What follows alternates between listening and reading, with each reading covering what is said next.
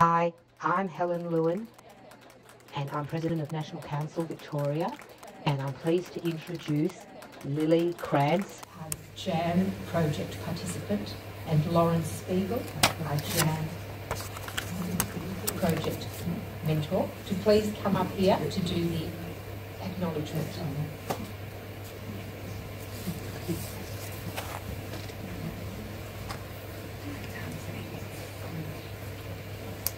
On behalf of NCJWA Vic, we would like to acknowledge the Boonwurrung and the Wurundjeri people of the Kulin Nation and all traditional owners of the land that is Australia. We would also like to welcome any First Nations people joining us today. We recognise the traditional owners' continuing connection to the land, waterways and community. We pay respect to elders past and present and acknowledge their stories, traditions and living cultures. As Jewish women, we specifically honour and acknowledge First Nations women who, like our matriarchs, are strong, brave, determined and resilient.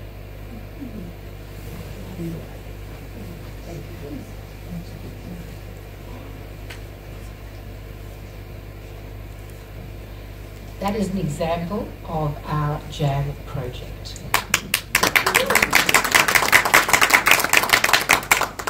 I'd also like to let you know that this acknowledgement of country is our own.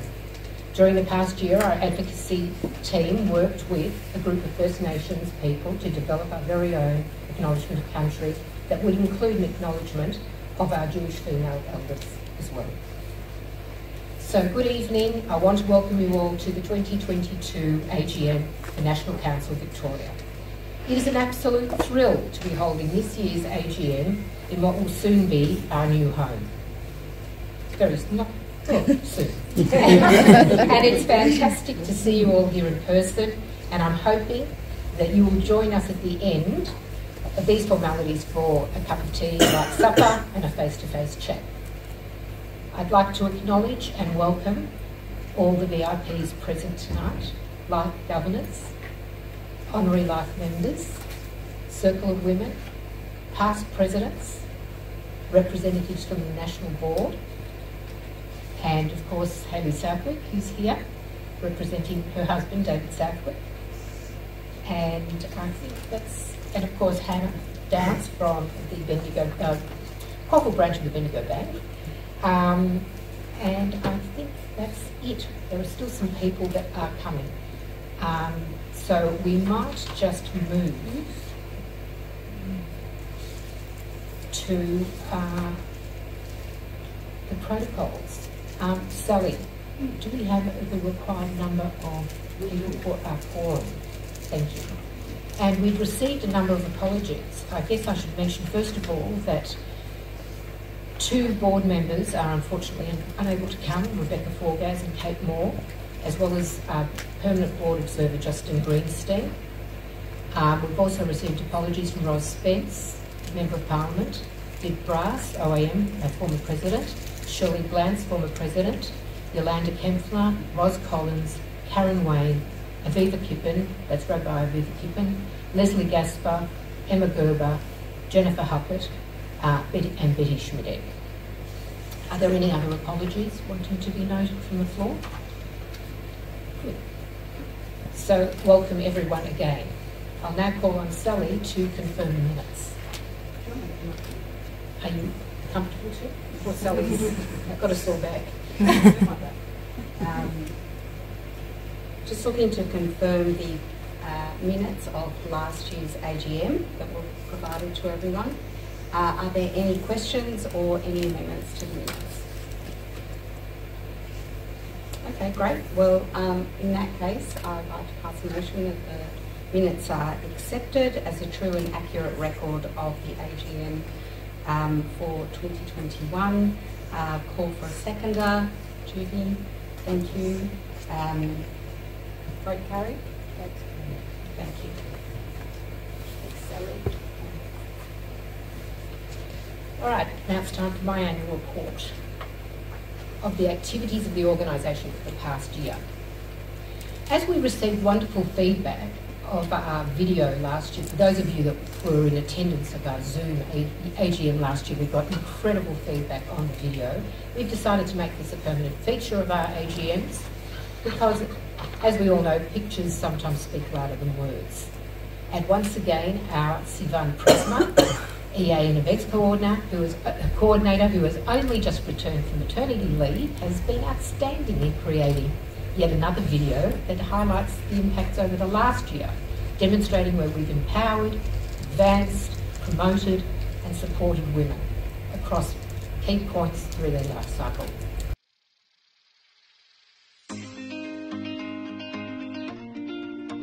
Females together are so strong, and I think Jan has shown me that. Caring Moms was the very best choice I made for myself when I was pregnant. Thank you, Golden Age Club.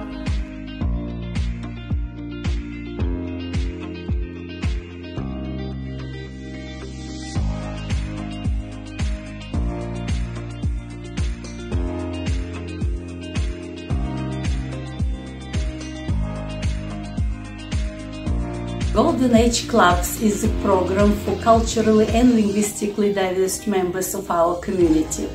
This program recently celebrated 20th anniversary of community services. Originally, it has been established in partnership with Jewish Care.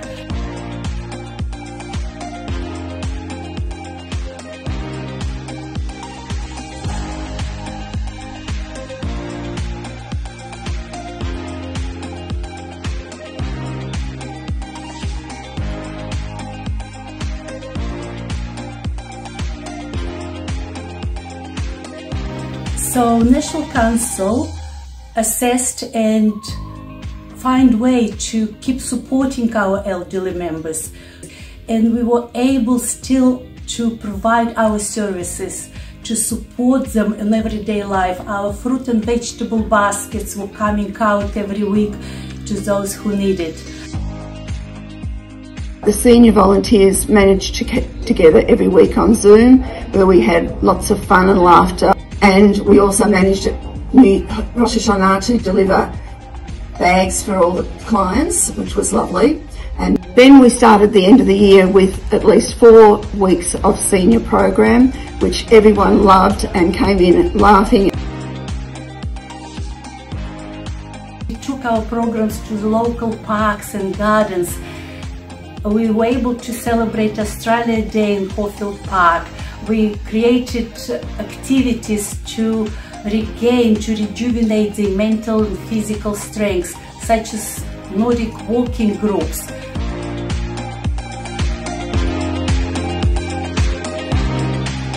As well as learning of basic steps Israeli dancing. I can't emphasize enough value effectiveness of emergency support programs provided by National Council, City of Port Phillip, City of Stonington and Victorian Multicultural Commission. This year we managed to start at the end of February in the Herzl Club.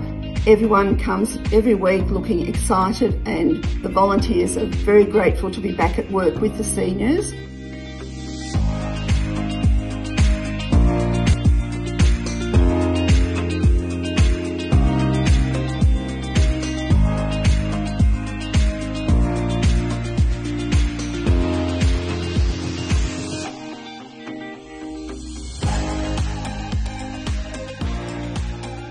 Really interesting area that you and I talk quite a lot about is gender equality, and why is it crucial to leadership and the performance of companies? I think gender equality is incredibly important in companies. I think it's actually important right across society. Women are half the population, and we are so well represented through school and university that for me it just defies belief that you can get into decision-making forums and not have the room full of women, and indeed half the room being women. In business, it's even more important. So it's bringing a diversity of thought built from different experiences, different career paths, different perceptions, and building that into the discussion in the workplace and in boardrooms adds a richness to the conversation. Jam Project serves as this incubator for female empowerment. It serves as a beautiful place where women band together, and instead of finding your voice at 20, where maybe I started my journey, these girls are starting their journeys in year 9. Like, how amazing is that? And I think of the year that passed, I actually have a lot of knacker. I see so much growth from the year that passed. We had 100% attendance to all sessions, but they requested more sessions. And that was the real highlight of understanding where the group's at and where what is being provided by the Jam is at, that we're providing the right discourse, the right opportunity. They're on a journey with their mentors, and as the end of the year, as we reach December, they've become really strong, empowered females that are ready for what they will face in year 10 and going on to year 11 and 12 and then moving on to adulthood.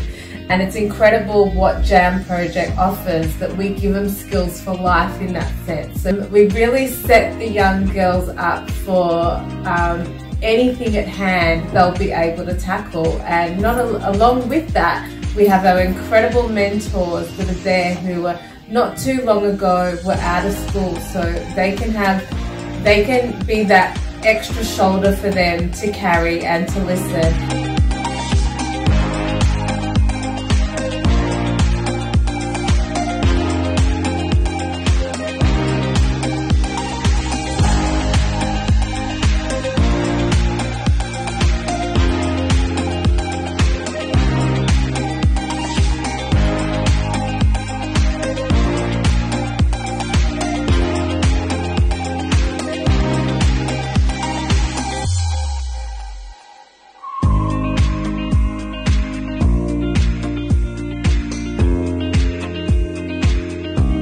My role as a non-First Nations person is to use my position of power and to compel change in the systems that I have influence in. So I truly believe that the issues of equity are to be driven by non-First Nations people, because we have created the inequity. The inequity. Yes. First Nations people front up every day. You know, they give, they're generous. The information's there. It's all there. But what we haven't done is shift our systems of power. One of the huge themes that we see in Caring Mums is that our volunteers really empower their mums to start looking at how to create their own village.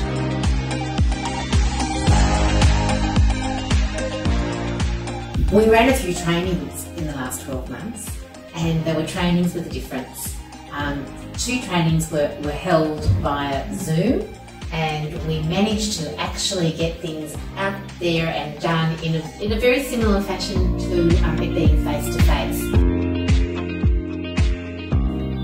As we entered 2022, things brightened up, and we were finalists in Hester's award for innovative teens, and we were just thrilled to be acknowledged and recognised. At 7 months, my water broke and I was hospitalized for an entire month.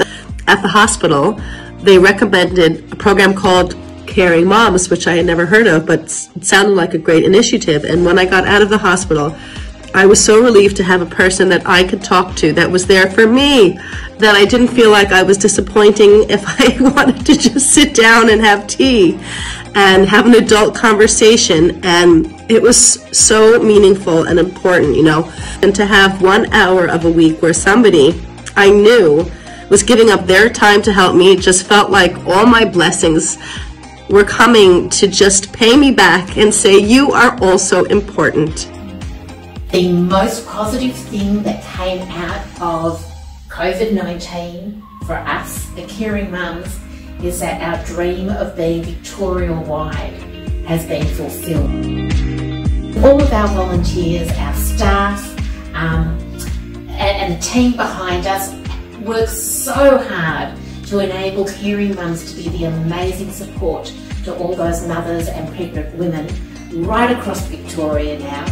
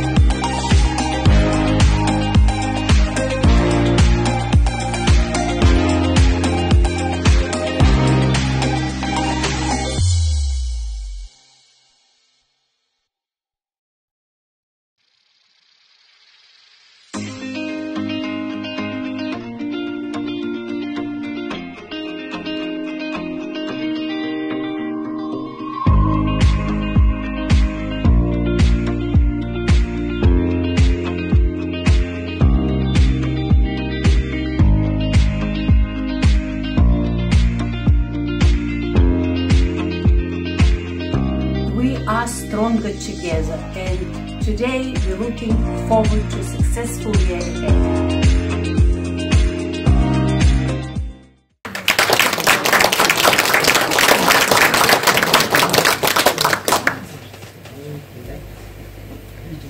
How fantastic is that? Many thanks go to all the staff and volunteers. I have to say thank you, Sivan. Marvellous, as usual. Fantastic. Anyway, everybody's really dug deep to ensure that we continue to deliver the quality programs and activities that really made an impact. I really want to thank the people that were responsible for that. Michelle Kornberg, who you saw in the video, she's not here tonight, but she's overseas. Robin Davis for the Caring Mums program, Liat Azule for JAM, Nelly Korashua for GAC, or for the Golden Age Club, and Helen Nathan for our seniors program. Assisting them all is Pam Buchanan, and as well as that there are our amazing volunteers, about 150 of them, all of whom have never missed a beat or a session in delivering their part of the program. And then there are those that don't necessarily appear in the video but deserve equal thanks. Our operations team, who cover the back end and making sure technology works, funds are in place, and all the necessary reporting is being completed. Michelle Slayton, our finance officer, Prava, our CRM administrator, and Cheryl Saltzman, our volunteer coordinator. And then one of those good things that happened during the lockdown, we were able to secure the services of Daniel Rogers, who was on release from the AFL because of the lockdown, and she ran our events for 6 months. And we also had Simon Greenberg with compliments of Maccabi because there was no sport. And so they let us have Simon, who helped us with our campaigns. And of course Daniel Frankel, who's been on staff now, helping to write grants.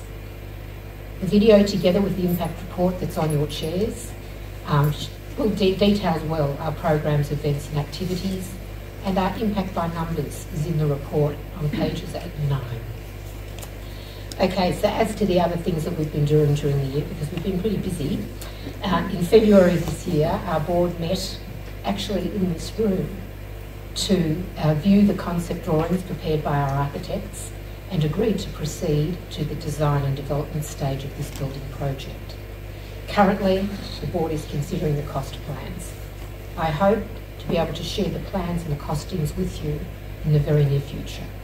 Our thanks, of course, always go to Scott Keck, who continues to provide his services pro bono for valuations, to Joey Borenstein and the lawyers at ABL for the pro bono legal advice that they're continually providing to us, and also to Karen Stock, Chair of the Building Committee, and the members of the Building Committee for their hard work and dedication.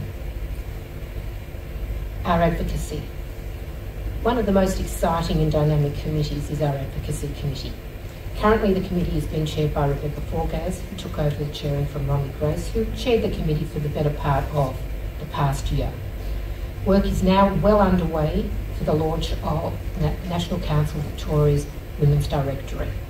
This will be a database that will profile Victorian Jewish women seeking leadership opportunities and public speaking roles in the community. This is the second part of the Makerspace for Her campaign that you're well aware of. We're currently in the testing phase of this development and hope that we'll be launching the directory by the end of the year.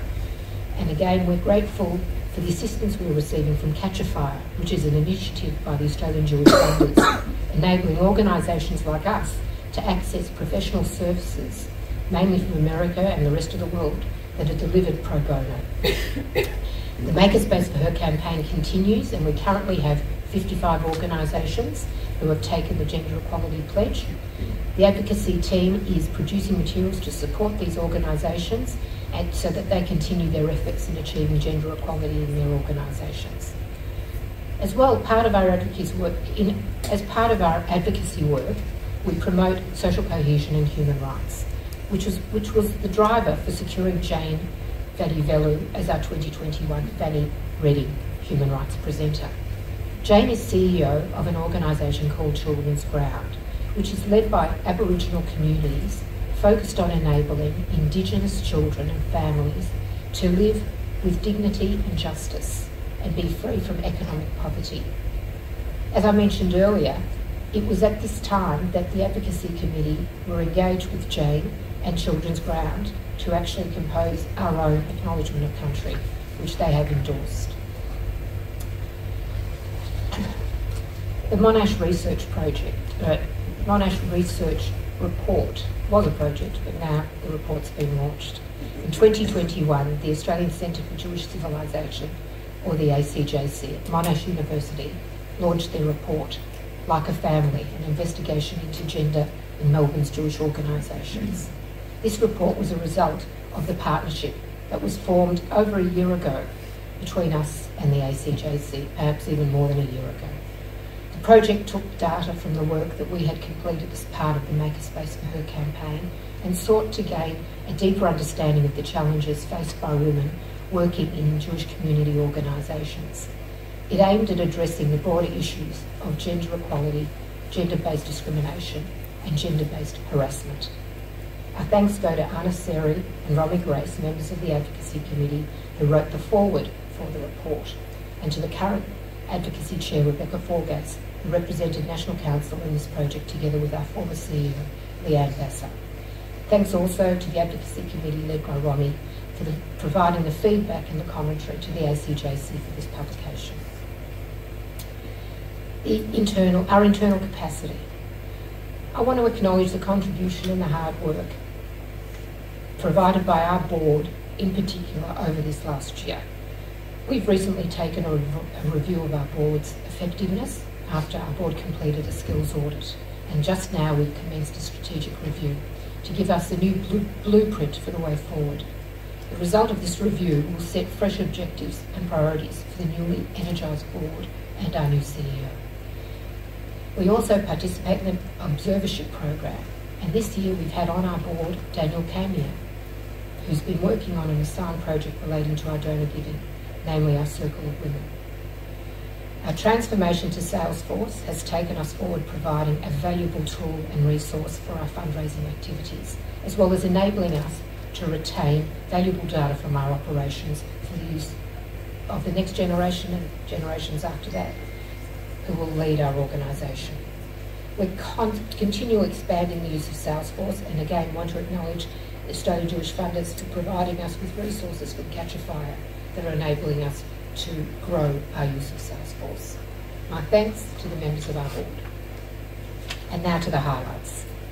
I don't want to dwell on the tough year we had last year. The pandemic and lockdowns are one thing, but then came the Great Resignation, and over a period of 6 months, we lost 4 key employees, including our CEO, some of whom left for career advancement, others who went on maternity leave, and some who became true victims of gendered inequalities exposed by the pandemic, trying to hold down a job with the added burden imposed on them as mothers to home educate primary children, support partners and other family members. We had no choice as a board other than to step up and assist remaining staff, probably less than 50% at some points, to run the organisation for the better part of the year. But as always, there is a light. Not only did we learn all about how to run the organisation, which was really interesting and a real learning curve for us, but during this time we successfully recruited our new CEO, Lisa Ezekiel, who's been with us now for 5 months. I don't need to introduce Lisa to you, but I'm going to hand over to her.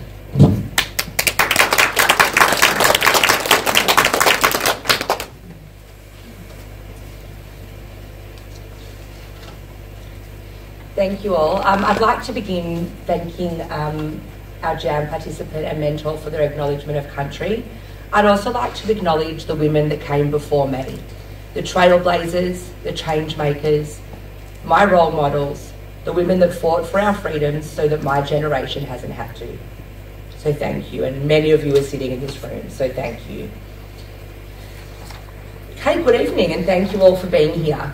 Helly's asked me to just tell you a little bit about myself and how I have ended up in this position here at National Council of Jewish Women. So I began my career as a teacher in Jewish schools, quickly moving into leadership positions. After establishing a new creche as part of a Jewish school, I spent 3 years as centre director and educational leader. In this role, I was able to broaden my skills managing a team of 20 staff and working under a governing and regulatory body. While on maternity leave with 2 friends, we established the Jewish Professional Women's Network. As a founding board member, I held the position of member engagement and head of events. This was a wonderful platform to bring Jewish women together to create a community that valued empowerment and the advancement of professional Jewish women. After having my second son, I was reduced by the CSG as head of community relations and stakeholder management. During this time, I honed in on my communication and problem-solving capabilities. While I'd always been involved in philanthropy and fundraising as a volunteer, I hadn't held a formal position in this space. After a colleague at the CSG fell ill, a project manager was needed for their annual appeal. With my eye for detail, my love of lists and spreadsheets, my ability to make meaningful connections with stakeholders, this was a natural progression, which then led me to becoming the head of fundraising and community relations at the CSG. After 4 wonderful years there, this position became available, and it was perfect timing for me to transition into a more senior role. Honestly, it felt like the stars had aligned.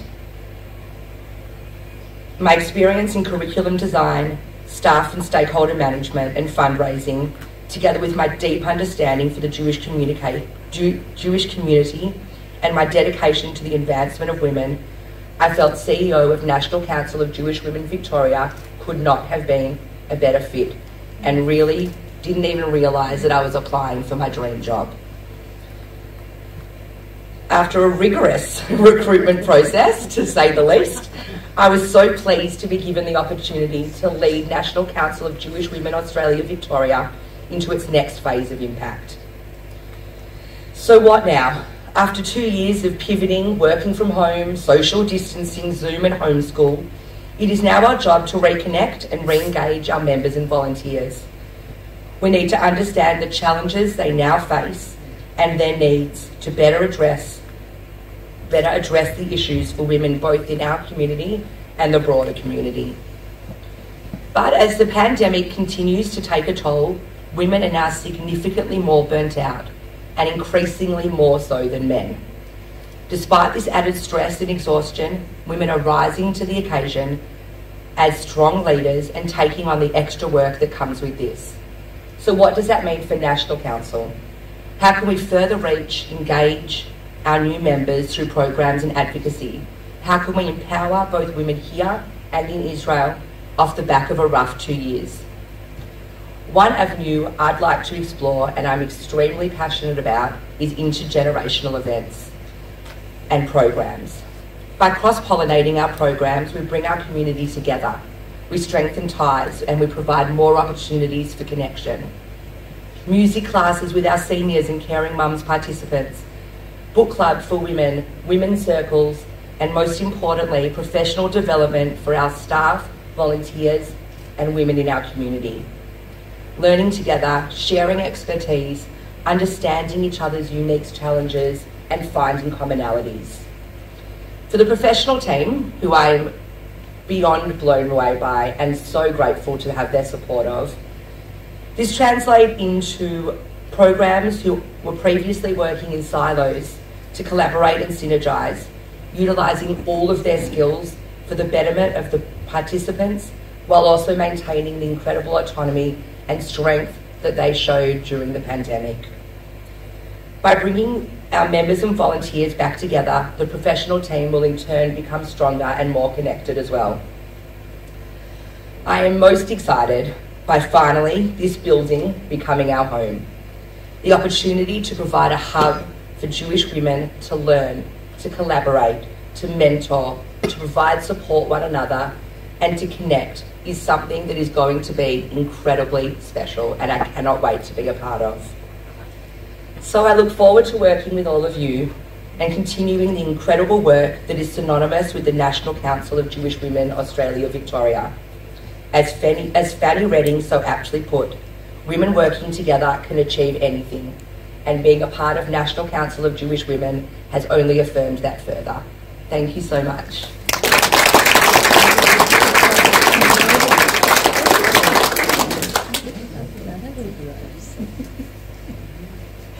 I hope I'm still on the right time, but I just wanted to say thank you, Lisa. How inspiring is that? Terrific. Our organisation, as Lisa said, is growing. Our programs are expanding, and there are changes and new additions to our existing programs that you're going to hear about over the next year. As you saw, Caring Mums is expanding, accepting referrals from across the state of Victoria. The JAB project has evolved, and we now have mentors, not buddies, who undergo a specific training for this purpose. We're introducing new clubs for the seniors programs, and Lisa's already foreshadowed all of that. There are many things bouncing on the horizon. The launch of the Women's Database, a new program that we are building to address an identified unmet need in a cohort of women about financial fitness. And of course, the building. We can't wait. Once again, I want to acknowledge the grand effort displayed by all the board, the wonderful staff, our volunteers, Kola Kavod. We are really carrying on with the legacy left by those powerful women who came before us, and we are still working to make a difference. Thank you to all.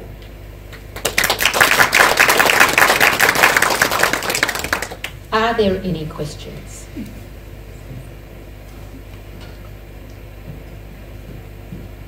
No questions. All right, so I will move that the meeting accepts the annual report with any amendments of the President as a true and accurate record of the activities of the Association. I'll call for a seconder. Leslie Bird. And a vote in favour or against? Favour. Motion is carried. I'll now call for Leslie, our Treasurer, who is going to give you her report.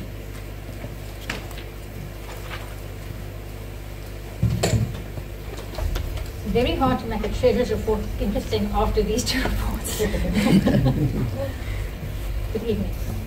Before I start my report, just for ease of speaking, I'm going to refer to National Council of Jewish Women of Australia, Victoria, as Vic or Victoria, NCJWA Victoria Community Services as Community Services, and NCJWA Victoria Social Support Trust as Social Support Trust. It's with great pleasure that I present our financial results for the year ended 31st of March 2022. This financial year marks another year of change and challenges.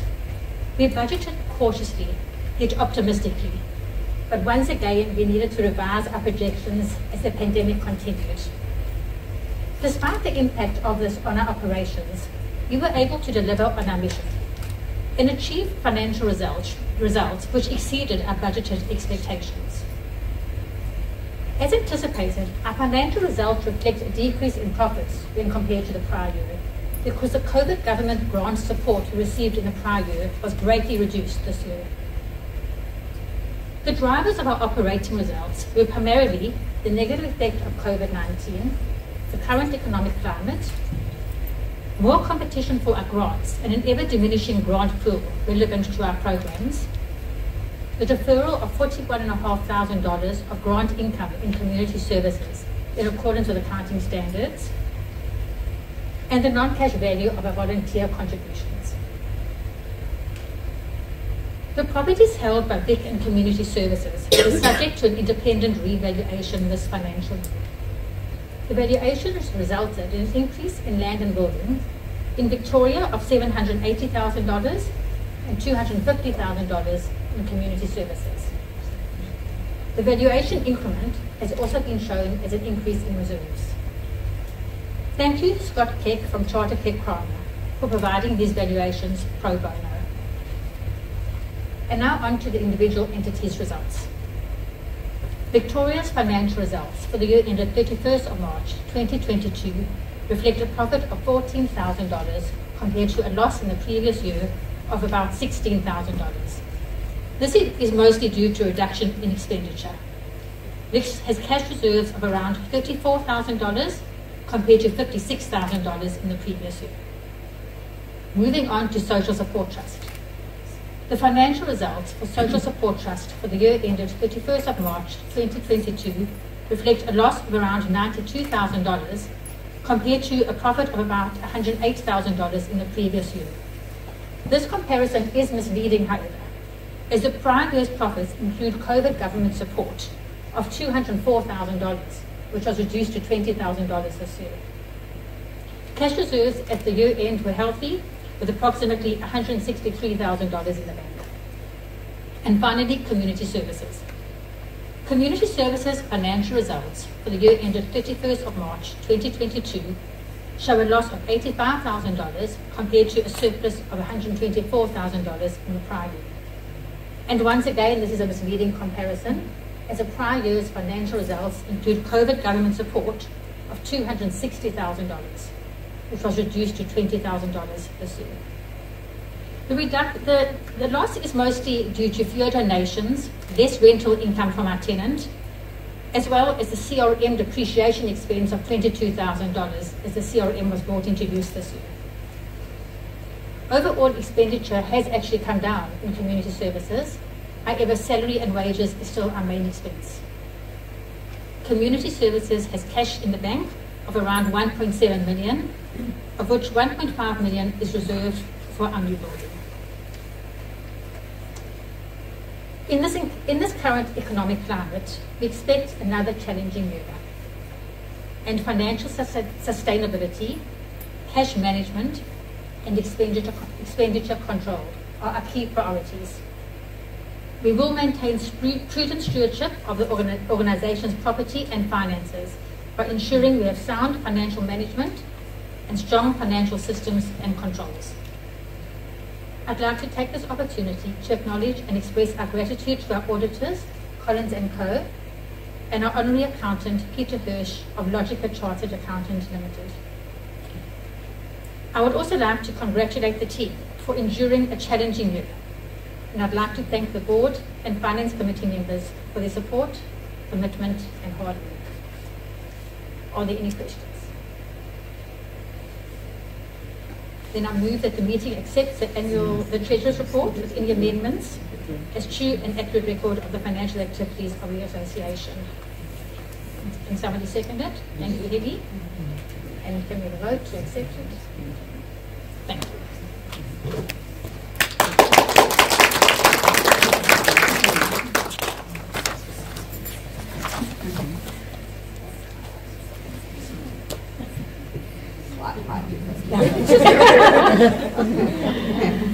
I love listening to Leslie. I just love listening to Leslie. Which brings me on to the President's Award. This year there are joint recipients of the National Council Victoria's President's Award. And the recipients are Leslie Burr and Sally Davis.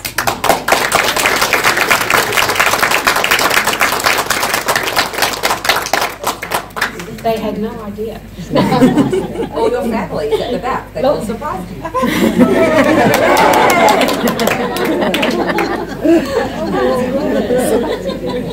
Just babysitters.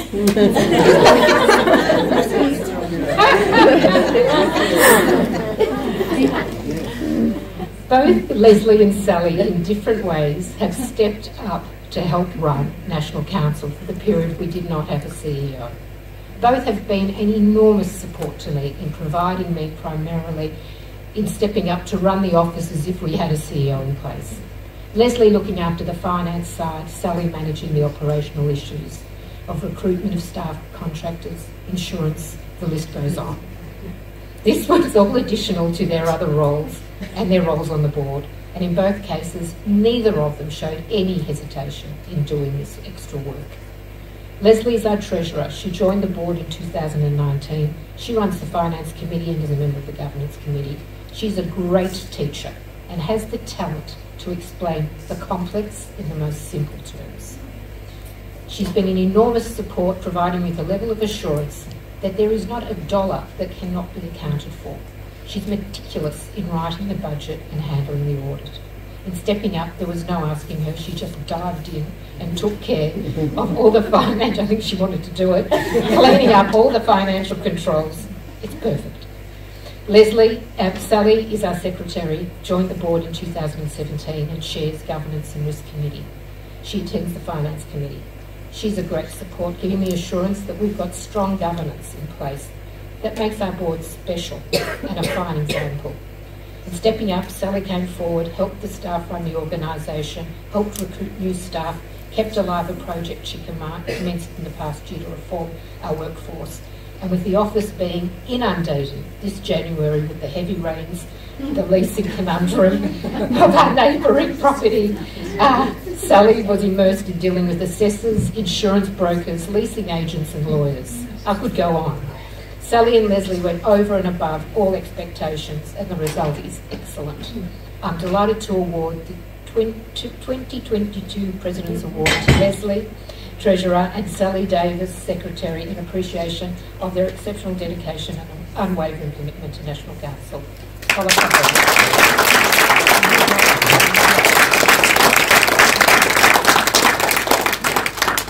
We're going to have to have a photo. Lisa.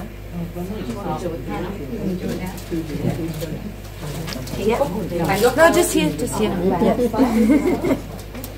Just a quick photo. We'll do the photo up. Yeah. Kisses, of course, but we'll keep a distance.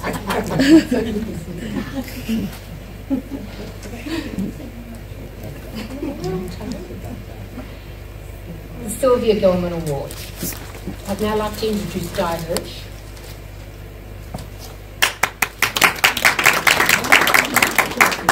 A member of National Council Victoria and a former president, also a member of the selection panel for the Sylvia Gelman Award for outstanding achievement by a woman educator in any area of Jewish education in Victoria, and to announce the winner. Over to you. Thanks very much, Helen. It's a great honour for me to present the Sylvia Gelman Award this evening, which gives me the opportunity to pay tribute to Sylvia Gelman, AM MBE, and to announce this year's award recipient. The NCJWA Victoria Sylvia Gelman Award was established in 2004 during my term as Victorian President in honour of Sylvia's remarkable lifelong contributions to education, women's issues and the Jewish community. Since then, it has been awarded annually to recognise and encourage women with outstanding achievements in any area of Jewish education.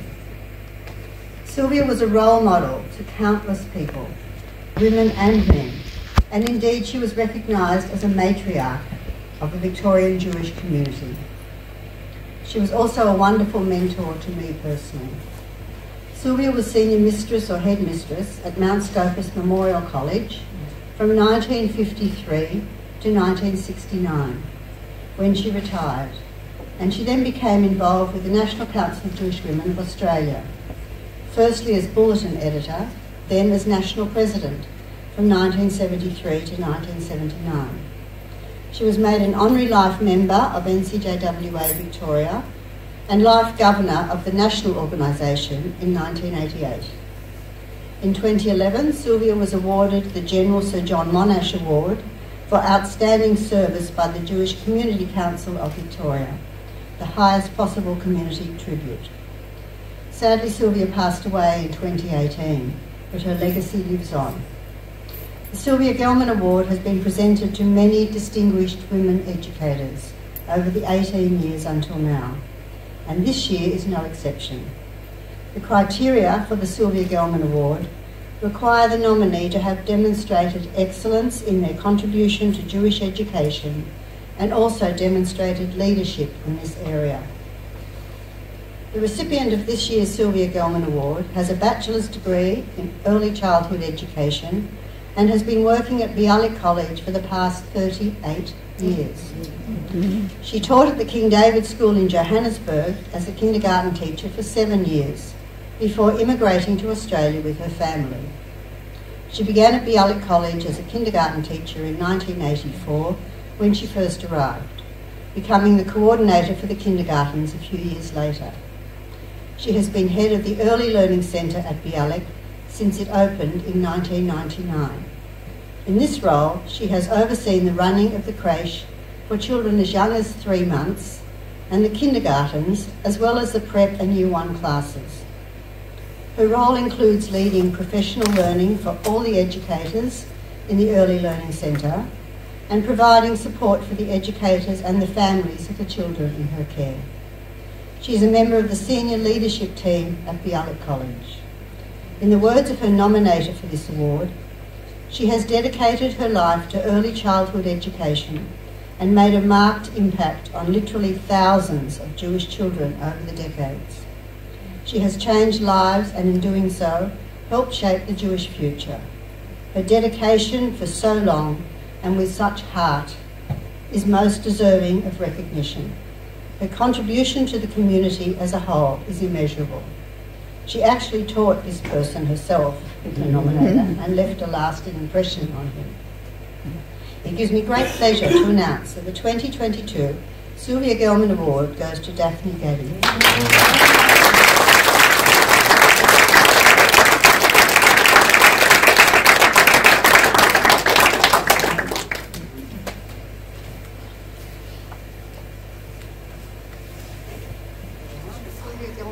Outstanding woman educator in the area of Jewish studies in Victoria.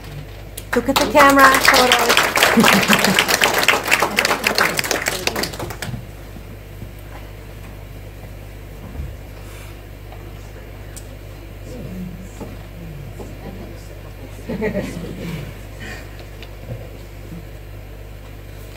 Thank you very, very much for this award.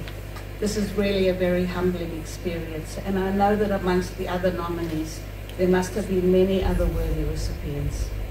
This award could not have been possible without the many educators and staff with whom I have worked over the last nearly 39 years at Bialik College.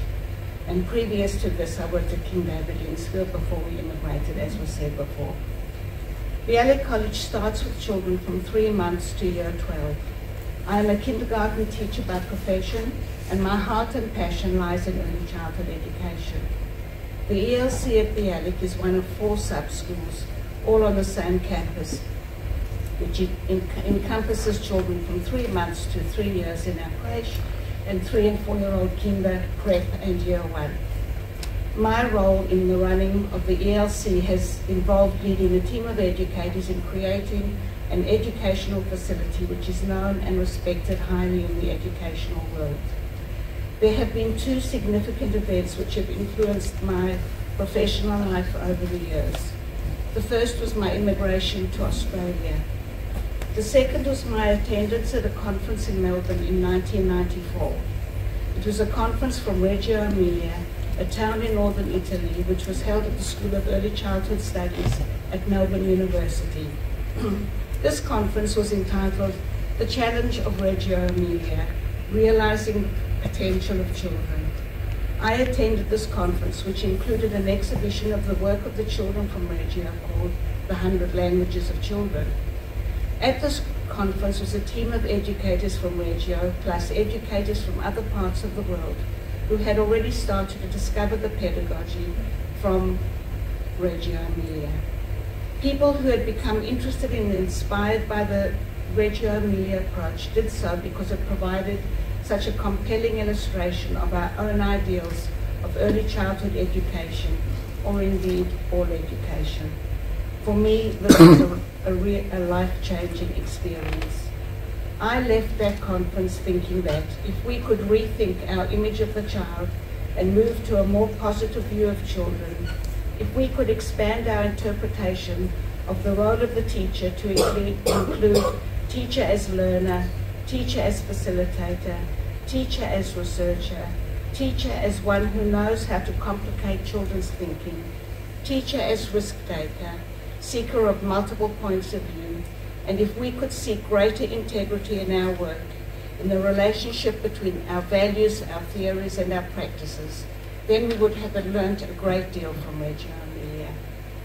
We have never called ourselves a Reggio Emilia school because that is a school that belongs in Reggio Emilia. But the challenge from Reggio to us came about in 2 forms. One is a gift, and by that I'm referring to our increased understanding of the rights and abilities of the children, the richness of multiple points of view, and the potential of taking action on behalf of our children. The second was a tremendous responsibility once we admitted to what we saw and understood.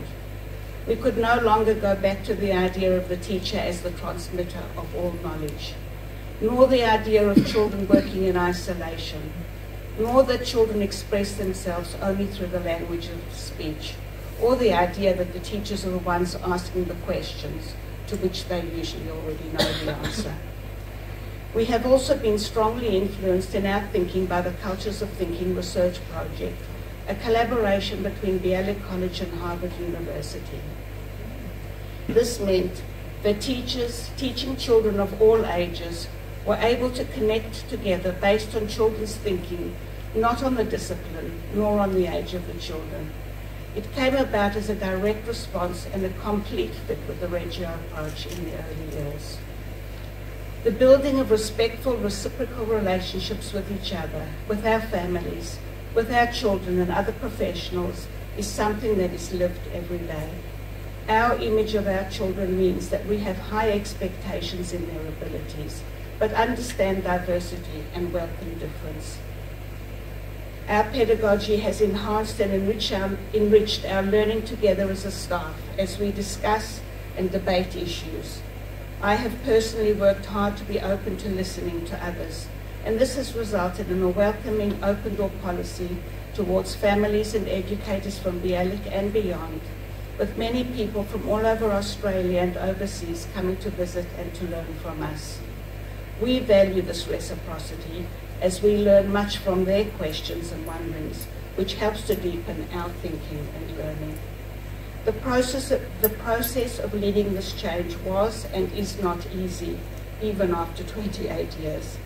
I have always held an optimistic view that with hard work, perseverance and dedication, anything is possible. This was not about incorporating a model, but instead has challenged us constantly over the years and will continue to challenge us. For me, I've had to learn some very important lessons along the way. The most important of which was to be a strong advocate for our children and families and to not take things personally. The Bialik School values of responsibility, integrity, perseverance, empathy and respect are the values that I strive to embody at all times. As a leader, success for me means that each one of my educators has a deep understanding of children and how they learn, and that they, and not only me, are able to articulate our beliefs, our understandings of our children's thinking, and the approaches to pedagogy that we have developed. After 39 years at Bialik, I am privileged to watch the children who I have taught complete their schooling and higher education and return with their own children. Every day is a joy working with people that I love and a very supportive senior leadership team. And of course, I have to thank my very supportive husband who accepts and supports the long hours necessary to fulfill this position. Thank you.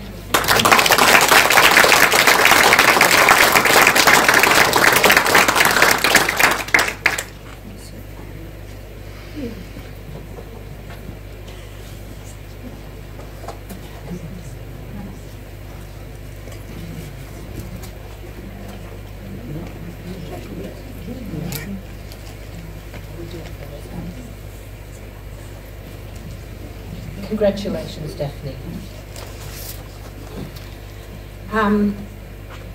Okay, we're going on to the Fanny Redding Scholarship. In 1947, the National Council of Jewish Women in Australia Juniors in Sydney endowed the Fanny Redding Scholarship in Hebrew language to the University of Melbourne. The scholarship was endowed for the purposes of fostering Hebrew and Jewish studies.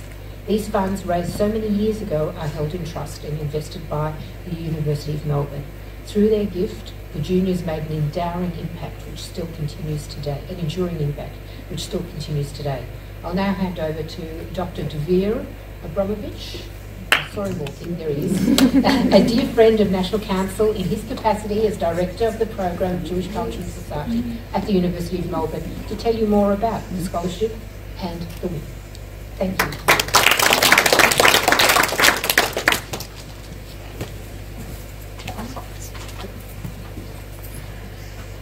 Thank you so much. Terrific to be here in person. Good evening, everyone. Thanks for the invitation. This literally keeps me off the streets and out of trouble. And although as usual I'm outnumbered, it always feels like home here. And it's always an enormous joy to be here with the exceptional women and leaders of the National Council of Jewish Women, who are the bedrock of our community. I have to say that I'm truly inspired by the incredible contribution you are making in lifting people up, in how you roll up your sleeves every day, and in bettering the lives of so many. So I'm here to celebrate your fine deeds and to say kol hakavod to the National Council of Jewish Women team, to Helen, Lisa, Ezekiel, and the stellar executive. And as you mentioned, this year is the 75th anniversary of the Fanny Reading Award. Yes, it was back in 1947, and I'm going to read from the original deed when it says, when the National Council of Jewish Women of Australia, National Council, presented to the University of Melbourne the sum of £600 to endow a scholarship to perpetuate the name of Dr. Fanny Reading, the founder of the National Council. I want to tell you that in 2015 I was asked to pen an article for the literary journal Mianjin. It was their 75th anniversary, and the article was titled Australia, Jewish People and Democracy. In a passage about women trailblazers, here's what I wrote. It's also crucial to recognize the wide-ranging impact made by spirited Jewish women who paved the way for others. The pioneering Dr. Fanny Reading is one. My connection to the National Council of Jewish Women is quite profound in numerous ways, not just because of the tremendous legacy that you are building for future generations, but also because of my dear friend and mentor, Professor Ziva Shavitsky, who cannot be with us tonight. In fact, I had lunch with Ziva last week, and she conveys a warm congratulations and regards. For many years, we used to present together the Fanny Reading Award, and Ziva, of course, is also the inaugural winner of the Sylvia Gelman Award. Sylvia Gelman was a monumental and towering figure, not just for women, but also for men, and she set an example for all of us to follow. You know, I always say that nothing is perfect in life, but some people could get pretty close. I think Sylvia did. I miss Sylvia deeply, and she always modeled what it means to be a righteous citizen, a warrior woman, and a great Jew. So now I want to talk about Orly Strum, who's the recipient of the 2022 Fanny Reading Award. And I'm sorry that I'm going to embarrass you. My only excuse, it's all true. I should also say that the University of Melbourne is the only university in Victoria teaching Hebrew today. After we were established in 1946, the late Professor Goldman, who spoke 42 languages and during the war was asked by ASIO to list all the languages, and he did. And he said, I'm sorry that I can't list Chinese, but I'm working on it. Orly, who majored in media communications, is one of those rare and gifted students who would come into our Hebrew class with a shimmering smile on her face, ready to learn, and would say things like, "No, Dvir, when are we doing the Bialik poem?" Orly did the University of Melbourne Extension Hebrew program while completing her VC studies at Libler Yavne College. Now, she liked it so much that she continued the voyage with me at the University of Melbourne for 3 years with distinction. What can I say about Orly? She's highly intelligent, she's dedicated, she's passionate about Hebrew, she's infused with enthusiasm and an infectious positive attitude, and she's been an unbelievable asset to our class discussions. I understand that Orly will be studying her JD next year.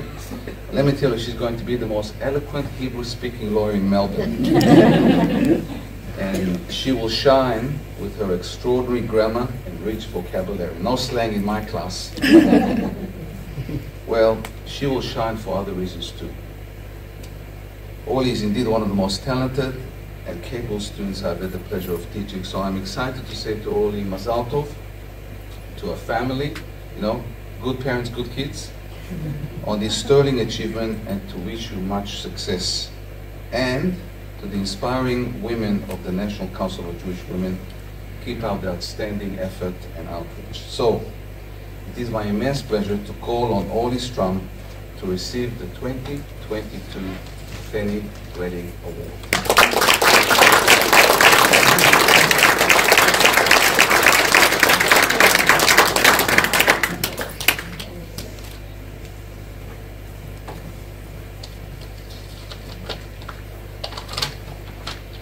Thank you, and thank you to Dvir for those lovely words.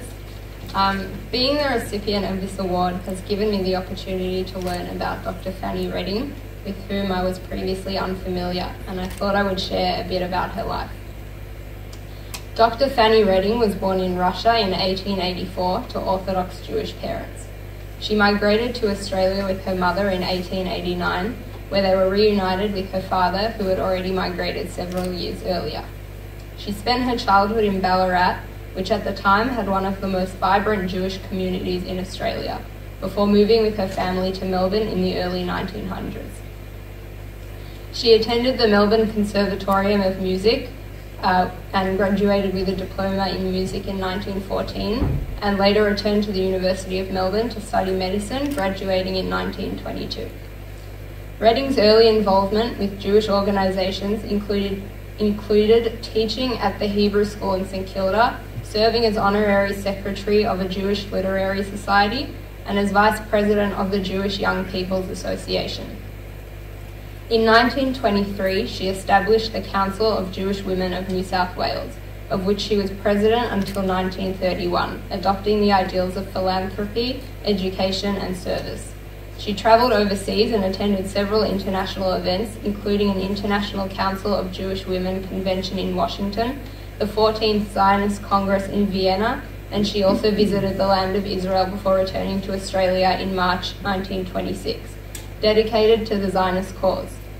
Following the establishment of several new branches of the Council of Jewish Women in different states in Australia, Dr. Redding formed the National Council of Jewish Women in 1929. Throughout the 1930s, Dr. Redding helped Jewish refugees arriving in Australia from Nazi Germany through her immigration work with the Australian Jewish Welfare Society and through her work with the National Council of Jewish Women. Fanny Redding died in 1974 at the age of 90, and the large number of memorials that exist in her name today are a testament to the respect and regard with which she was accorded. One of these is the National Council of Jewish Women of Australia Fanny Redding Scholarship in Hebrew Language, with which I was presented tonight. My passion for Israel and the Hebrew language is one that has spanned many years. Growing up, I spent extended periods of time in Israel with my family, and in 2017 I attended Mechinat Ein Prat in Kfar Adumim, a 10-month-long leadership academy program, all in Hebrew. I completed VCE Hebrew in 2015, and in 2016 undertook the Hebrew Extension program at the University of Melbourne. It was then that I was first introduced to Dvir on a personal level. However, not as Dvir, chairman of the Anti-Defamation Commission, as he is most commonly known in the community, but rather as Dvir, Hebrew and Jewish Studies lecturer at the University of Melbourne. In 2019, after my time in Israel at Ein Prat, I returned to the University of Melbourne to study a Bachelor of Arts degree, throughout which I was a student in Dvir's Hebrew class up until the completion of my degree. Dvir's Hebrew classes were truly the highlight of my degree. The many poems and short stories that he taught throughout my time with him at university have been some of the most meaningful texts I have encountered. His insights and knowledge about these texts made them even more of a joy and pleasure to learn and write about. I would like to say a big thank you to Dvir for your dedication to your students and for how great an impact you have had on my personal journey with the Hebrew language. I credit you for my ongoing love for Hebrew, I credit my ongoing love to Hebrew largely to you and your passion for the subject matter which you teach. I would also like to thank Dvir for nominating me to receive this award, as well as the National Council of Jewish Women of Australia for this honour. Thank you.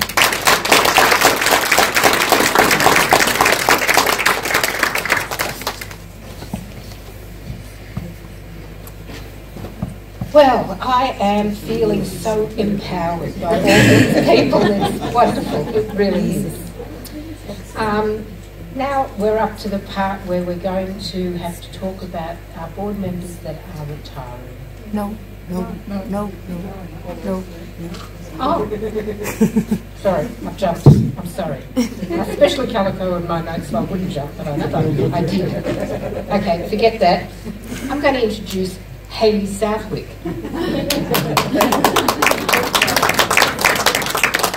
Who is here representing or in place of her husband David Southwick to present the Local Hero Award. And I'll leave it to Hayley to surprise you all.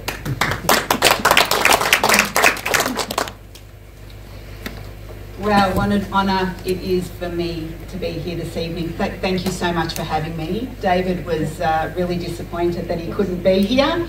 He had an event on that he just couldn't cancel, but I jumped at the opportunity because really a lot of the values of National Council of Jewish Women Australia resonate with the values of our family, and the work that you do with gender equality, and as president of UIA we signed the pledge, the work you do with women's rights, you know, the programs that you run, caring mums, you know, and I know David, you and Lisa spoke about, you know, how to spread that across Victoria, and may that happen for a long time. That's fantastic work you do. And the JAM project, I mean, all the projects that you run, truly, truly amazing. And all of you, the volunteers, the staff, the board, the exec, all of you, kol hakavod, well done to you all.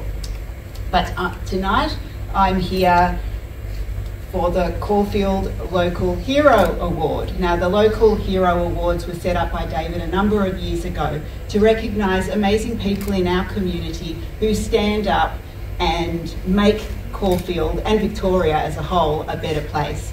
And I'm super happy to say that one of your very own, a National Council of Jewish Women volunteer, it has been nominated and is successful in receiving one of these awards. And the person who is getting this award tonight, the amazing Cheryl Saltzman.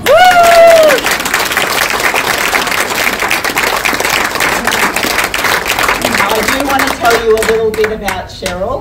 I'm sure a lot of you know about the amazing work that she does, but for those of you who don't, Cheryl's background is science-oriented, but she has changed careers a few times. Whilst living in Israel in her 20s, Cheryl worked for Magen David Adom, travelling widely around the country in ambulances, taking blood for the blood bank. Her love of Israel and interest in helping women in need led her to National Council of Jewish Women Australia, which she initially joined at the national level in 2015, holding the Community Services portfolio. However, wanting to be involved in a more hands-on role, Cheryl joined the events committee and then became a caring mum, as well as a volunteer coordinator for Victoria. Being part of the National Council for Jewish Women Australia Victoria, Cheryl feels as if she truly is contributing to the Jewish community as well as the wider population of Melbourne. So I could not think of a better recipient than Cheryl Saltzman for this Caulfield Local Hero.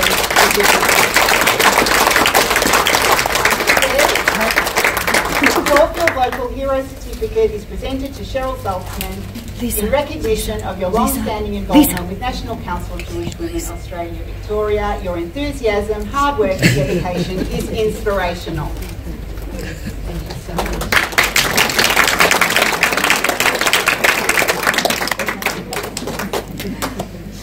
Cheryl, did you see that your husband and daughter are here? Surprise families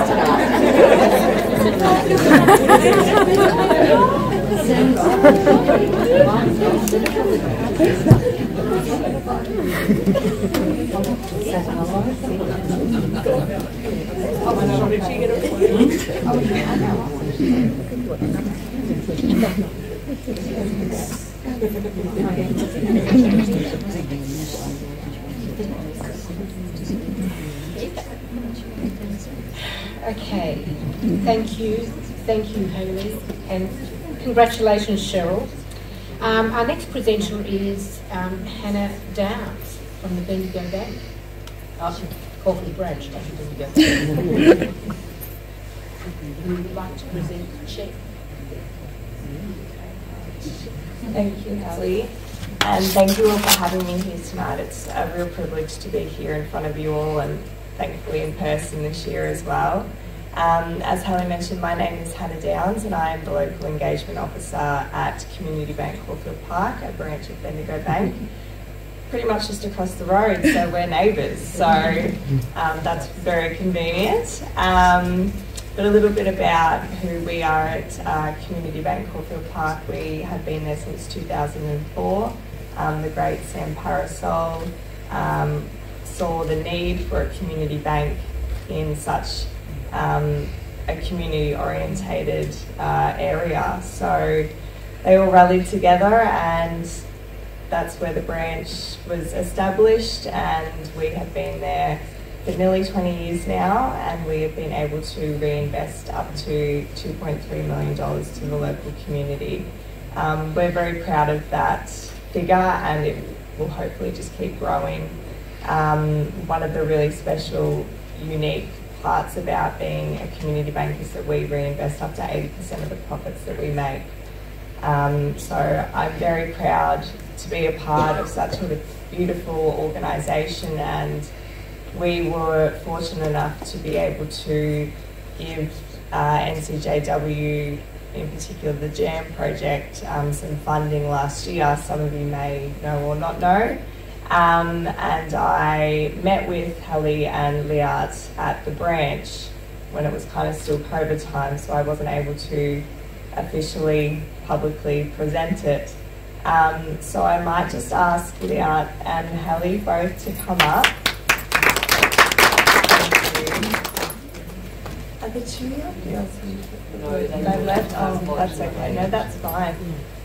So I just wanted to officially present. We gave the JAM project $10,000 last year.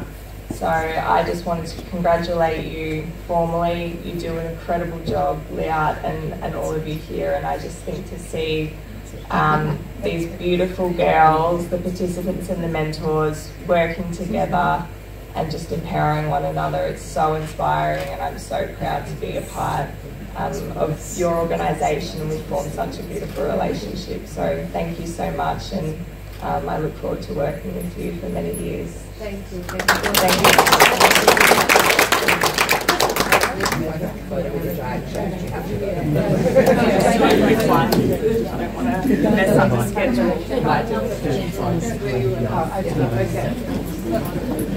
Thank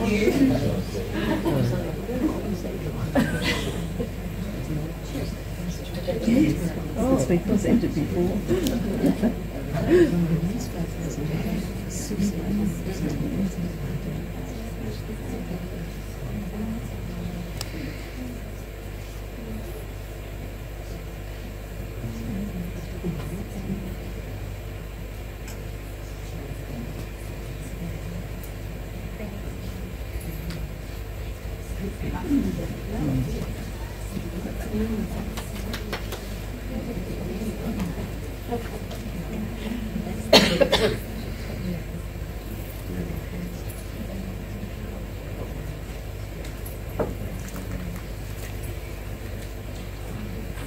Now I'm going to speak about those board members that are retiring.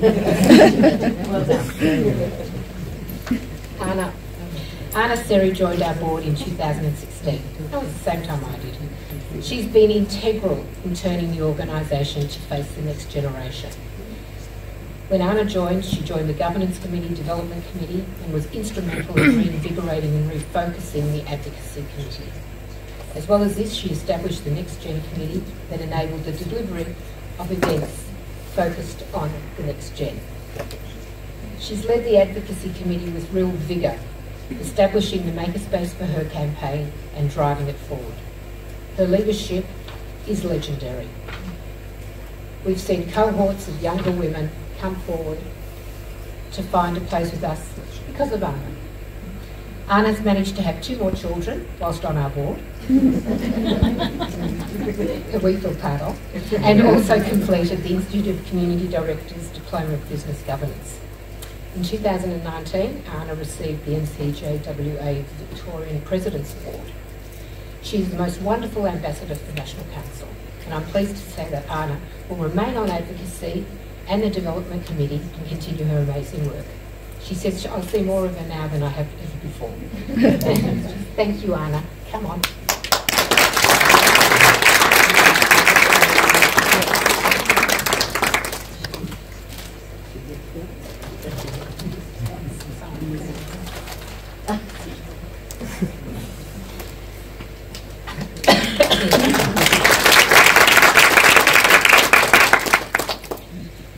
Our next retiree. Lila Raskin, who came to us in 2019 and joined the Finance Committee. In 2020, she was co-opted to the board to fill a vacancy and was then elected to the board. Lila is a chartered accountant and a director at PwC's Financial Assurance Practice, PricewaterhouseCoopers, sorry. She's brought to the board technical accounting knowledge as well as financial governance from her experience in stakeholder management. Lila is a proud member of Melbourne's Jewish community and is passionate about women's issues, diversity and advocating for gender equality. Lila is stepping down from the board as she's returning now to her role at PwC.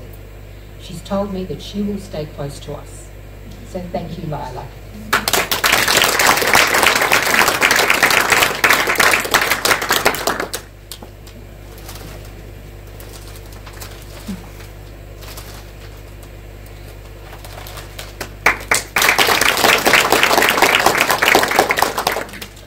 And lastly, Justin, who is not with us tonight, who came to us on the observership program. He didn't stay with us then. He completed the observership program with the Australian Jewish Funders, but instead he joined our Governance and Finance Committee. I think we've got the better part of it. We invited him to join the board as a permanent observer last year because we're advocating for gender equity, and he did. However, due to business and family commitments, he now is stepping down from the board, but will remain on our Governance Committee. Justin makes sure we really know our risks. So thank you to Justin. I'm now handing over to Sally, who's going to do the election of board members and office keepers. Oh, very slowly. Okay, first we have the resolution for extending board member terms. So under our rules, Rule 20.3 states no board members shall serve more than 3 terms, which is 6 years, unless otherwise determined by resolution of the members at a general meeting. Helen Lewin and Karen Stock are standing for re-election for a further term of 2 years under this rule. Thank God. Helen Lewin, our president, has been a board member for 6 years and president for the last 2 years, and is standing for re-election again as president this year to enable continuity of leadership in these critical times. Karen Stock has been a board member for 8 years and is currently serving as chair of the Building Committee and has been chair of that committee since 2017. With her experience in property development and community fundraising, she has led the Building Committee through the complex negotiations with our community partner and kept the project moving forward and on track. As we move to the design phase, the board believes that Karen's skills and experience with the project to date are required to steer the project through the next phase. So I'd like to move a resolution to re-elect Helen Lewin and Karen Stock as board members for an additional further term of 2 years in accordance with section 20.3 of the Rules of the Association. Do I have a seconder? Judy Hacker. Thank you very much. And do I have approval for the motion? Many thanks. Motion approved. Second is a motion to elect board members whose terms have been completed or re-elect. Under our rules, board members are required to be re-elected every 2 years. Nominations from those whose term have been completed and are re-standing for election have been received from myself, Sally Davis, and Kate Moore. This is a motion to re-elect for those for an additional 2 years. I call for a seconder.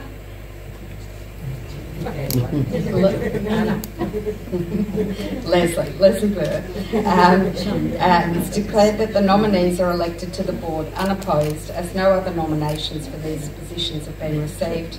I declare the nominees elected unopposed. Now an exciting one, election of new board members. So with the recent retirement of various members from our board tonight that Helly just mentioned, there leaves a number of vacancies.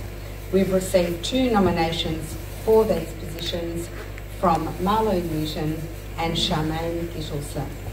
As no other nominations for these vacancies have been received, I declare Marlo and Charmaine to be elected to the board.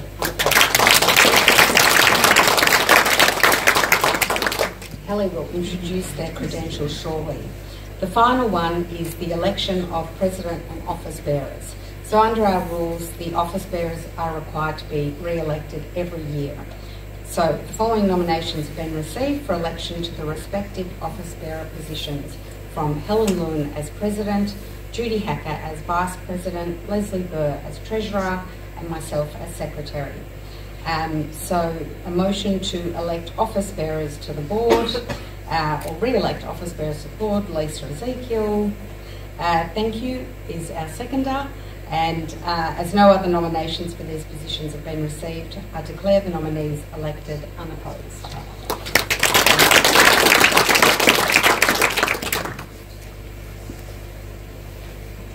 Thank you, Sally. Okay.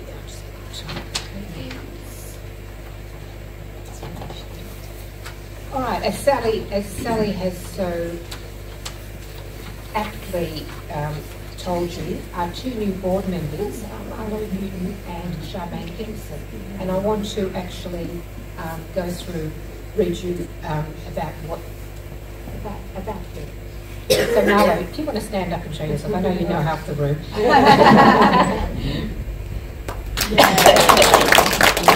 Marlo has worked as a Jewish communal professional for most of her life. In fact, she's most famous for writing the book about us in this room.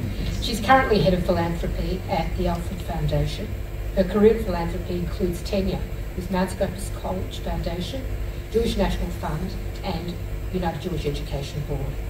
Marlo has a master's degree in history and is the author of several publications.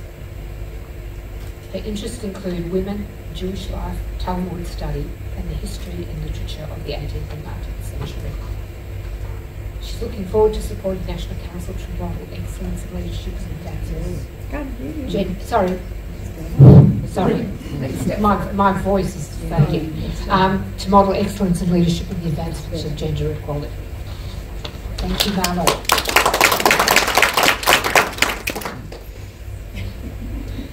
Charmaine Giddleson, please.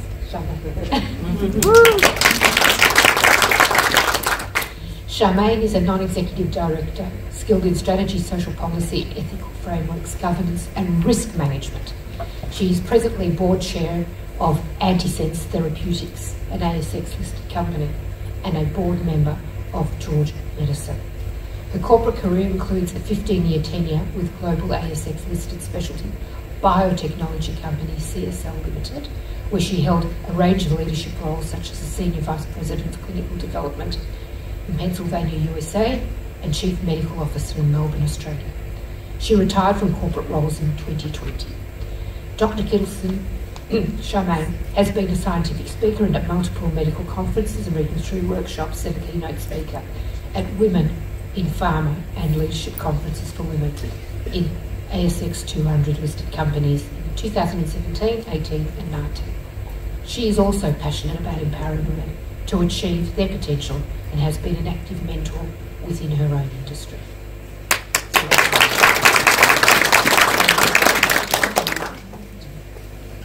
That brings us to the end of the meeting. At 9 o'clock.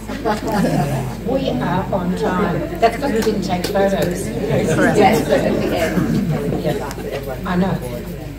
Yeah, we will. But before then, are there any questions or comments? Does anybody want to say anything? Oh, Lisa. Can we introduce the national president, please? The national president? Yes. Yes, no. I did, sorry. Melinda Jones, who is president of NCJWA Australia. It's a bit hard to see with masks.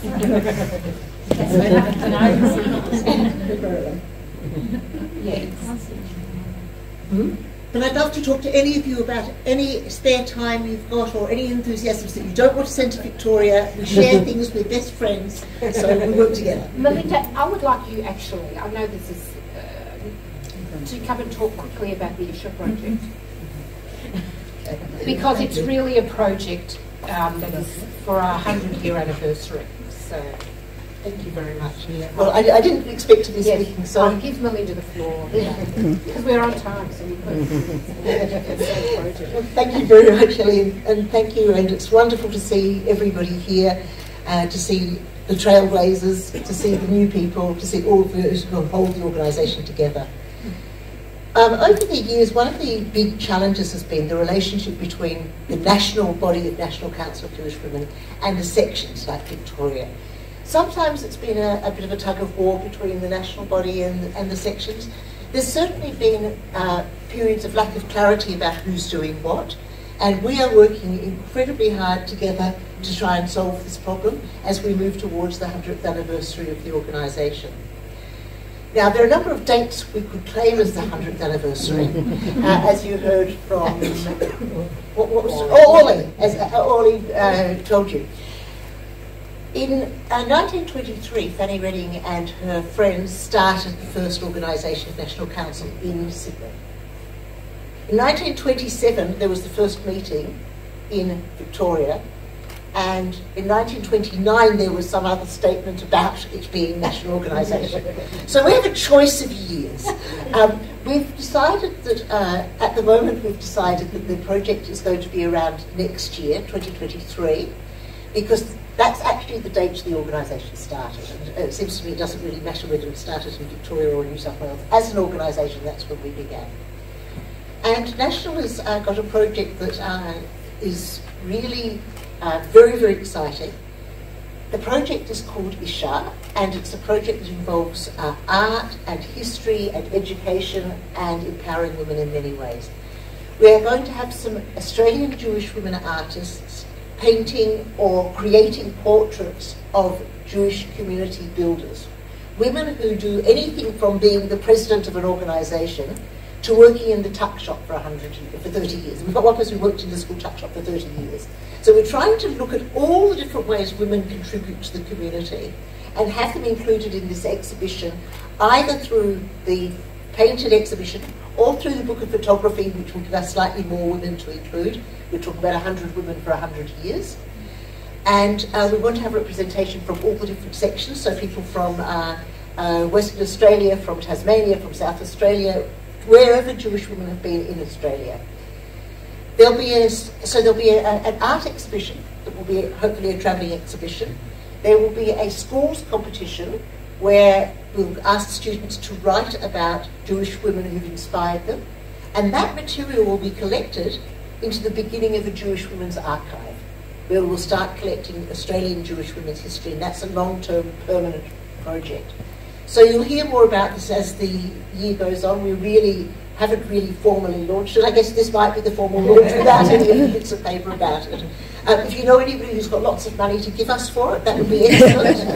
If you know anybody who would like to write in history, who's got some spare time, and this is serious, that we could. I wasn't inviting Nalo, I'm thinking much more Orly, I'm thinking much more of you, because the sort of little bit of information about Fanny is exactly the sort of information we're going to have about all our different sitters. So we do need quite a lot of people to be writing short profiles of people. So if you're interested in any of that, or if you're interested in running the country, come and see me and I'll see if I can help.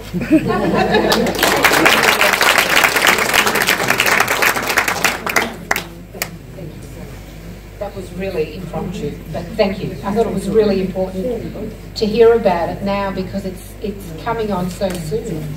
And, you know, how fantastic is it that we are almost 100 years old? Because we're brand new. So that brings us to the end. We're going to have a quick short meeting for community services, which is the bore, but we have to do it. I just wanted to remind you all about our Fanning Rights Humans lecture. When's that? That's going to be the 24th of November. 24th of November, yeah. So that's the next event big event coming up. So shall we do the meeting now quickly? Let's run it quickly. Okay. It'll be 5 minutes. Yeah. 5 minutes. You can look at your phones and do whatever else you'd like to do. I'll open the meeting. The membership of this board is the board. So Sally, can you confirm the 2021 minutes? Yes, I confirm the minutes. There are no amendments. Can you move the motion? Yes. That the meeting accepts the minutes of the last Yes. AGM as a true and accurate record of the AGM of the Association? Leslie seconding it. We've all voted. It's carried. The report of the President. I'll move the motion that the meeting accepts the annual report and any amendments of the President as a true and accurate record of the activities. Judy, you're going to second that. Board members have voted. It's carried. The report of the Treasurer. The Treasurer moves that the meeting accepts the annual report with any amendments of the Treasurer as a true and accurate record. Sally, you've agreed to second that. Board members have voted. There's any other business? No. The meeting is closed.